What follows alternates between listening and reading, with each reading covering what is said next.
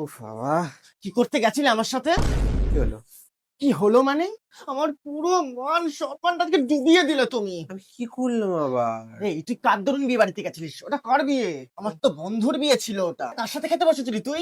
তুমি তো মেয়েদের সাথে ছিলে সব, আমি তাই জন্য আমার ওই বন্ধুদের সাথে বসে পড়লাম। তাই বলে তুই ডাকবি না? এই তুই ডাকবি না? ভগবান, আমার কপালে এরকম শালা জোটে একটা। এই খুব মজা দেখেছে না? হ্যাঁ? আমি যে নাক ডাকি পরে পরে ঘুমাই এগুলো বলে তোর খুব ফুর্তি দেখেছে, খুব মজা হয়েছে, খুব ফানি তাই না? সবাই হাসছিল, তা আমারও তো হাসি পেয়ে গেছি। ও, আমি এখন হাসির পাত্র। আর আমার সাথে যদি কোথাও যাওয়ার নাম করেছিস সবসময় মদ মদ কিসের তোর? আমার পুরো মান সম্মানটা ডুবিয়ে দিল।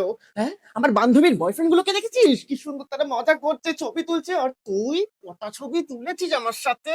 তুমি তো বলছিলে পরে তুলবো। বাজে কথা বলিস না, সেফটি পিনটা খোল। কি করছিলিস? মেয়ে দেখা হচ্ছিল না? তাড়াতাড়ি আয়, গলার হাতটা খোল, এমনি তো গলায় চেপে বসে আছি। দাঁড়া দাঁড়া, তুই না আমার সাথে ব্রেকআপ করে নি। হ্যাঁ ভালো হবে। ওখানে গিয়ে তো বলছিলিস আমাকে নাকি বিয়ে করে তুই পস্তাচ্ছিস।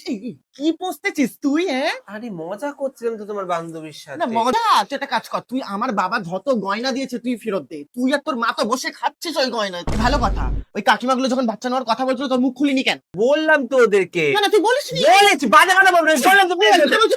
বসতে সারা পাড়ার লোক কিন্তু শুনছে। বাবা, এই ছেলেটা কেন আর কোনোদিন আমি তোর সাথে কোথাও যাবো না। আমি যাব না, ধরো ধরো এটা। বিয়ে করে সত্যি পস্তাচ্ছি। ওই তুই পস্তাচ্ছিস?